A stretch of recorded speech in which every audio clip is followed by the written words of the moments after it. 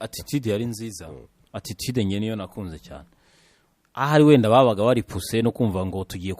kuvamo jewe attacking football kumva ko abakinyi mugomba kwegera imbere y'izamu byanga bikunda direct mu football direct kugera imbere y'izamu buri kanya icyo kintu ngira ngo ahari iyo ukinira imbere ya public nicyo usabwa ko wakora byanga bikunda wenda kirafasha gusa ku rundi ruhande ntabwo ari byiza kuba buri match nta clean sheet ukora icyo ni cyambere kuri uyu match nta clean sheet burya iyo sukari yazamutse kubera ko clean sheet yavuyeho ikitari cyiza cyambere mu Mavubi ni iki ngiki jari yitsindwa igitego burya urumva ntago ari ngombwa buri gihe gukora mu buryo bwa reaction aho match ya mbere igomba kugucika iya kabiri ukaza washarije urumva barangije umwaka icyo kintu kibaye sezo yose y'Amavubi urumva kalenda yose y'Amavubi match yabo ya kabiri ni match sinzi ko defense y'Amavubi muri iyi campaign wayiha amanota menshi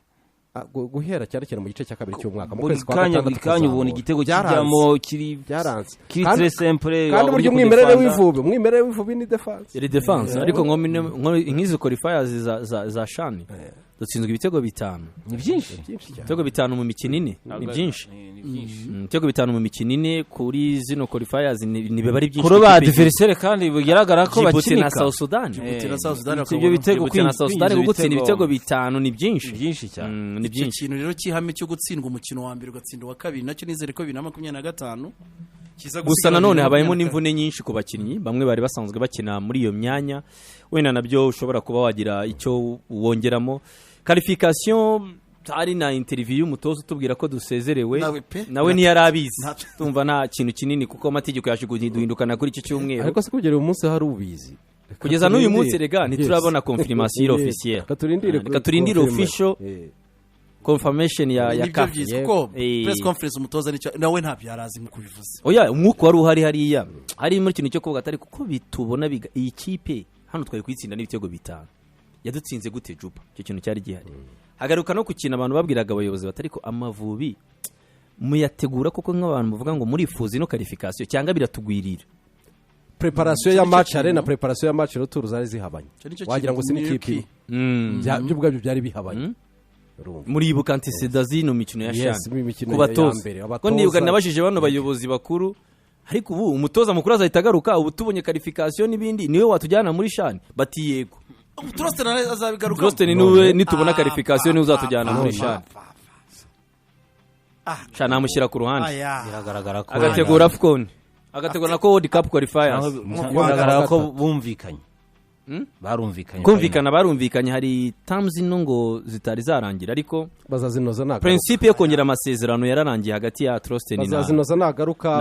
avuye mu biruhuko aho namenye ko ikibazo nyamukuru cyamwirukanyije mama we yararwaye bikomeye cyane ariko no mu kandi yarasabye kera ko gacuna kazaba dahari ariko no mu masezerano yo biri yasabye kera yuko mama atazaba hari yarabize ko mama azaba arembye nge ndavuga ibyo nabwiye n'abatwaye isibe nanabikuye no mu batwaye isibe ngewe makuru nakuye muri federation nuko na mbere yarasabye ko mu mpera z'ukwezi kwa 12 azaba dahari niyo makuru yari ahari atazaba hari rwose kandi abizi ko ino mikino izaba ihari peut-être niyo mama we yaba afite ikibazo nkuko yabivuze ariko iyo ni circonstance igaragaza ko kubya kontra hari ukuntu bitari byumvikanyweho neza hagati ye n'abantu ahubwo icyo nicyo cyatumye asaba kugera mu kwa 12 kuko yagisabye muri cyagiye cyaho yabona situation ya impasse ati ni imibare ngo yari muri situation nkuko bivuga atazi icyo gukora kuri kontra yahari niko gusa amakuru sofa nuko akoro principe yo kuvuga ngo byagenda cyo byagenda gutya imyaka wahabwa n'ibindi byarangiye hari utuntu ngo dutoya tubura kugira ngo habe itangazo ryuko Trostin yongeye amasezerano atariko nta nundi mutoza turi mu biganiro nawe ni Trostin byararangiye n'utuntu duto tubose ubwo rero araza nitubona iyo tike ajyane Amavubi mu bintu bye muri Kenya Dar es Salaam cyangwa se Uganda yaba ari inkuru nziza cyane ku Mavubi cyane kuri bano bakinyi bakina imbere mu gihugu mwanya wo kwimurika cyane nacyo kamaro k'ishani kuri ibindi bize kuri kategori ya kabiri ariko umwanya wo kwimurika harimo n'ikindi kintu hari igihe abakinnyi tuvuga tuti uyu nguyu hari abagendaga bagarukaho cyane nka Sefu ino mikino uko mbonye Roje akina attention no reke Roger yafashe umwanya muri Rayon Sport Attention. bitanantungura ko muri equipe yacu ejo yagize kwa gatandatu agize match nziza Roger match nziza akiniye bravo kuri uyu neza musore pe pasi yari yagize match nziza kuri Pe. roturu ya Djibouti Roger yakinnye neza pasi cyane yasohotse kare ku mukino wa South Sudan ndavuga kuri Djibouti match roturu ya Icyo Djibouti pasi icyo yakinnye neza nemera cyane kuri sefu deja urabizi ko mu mavubi makuru patrol ya mwanya yarabonetse ara personne de bonheur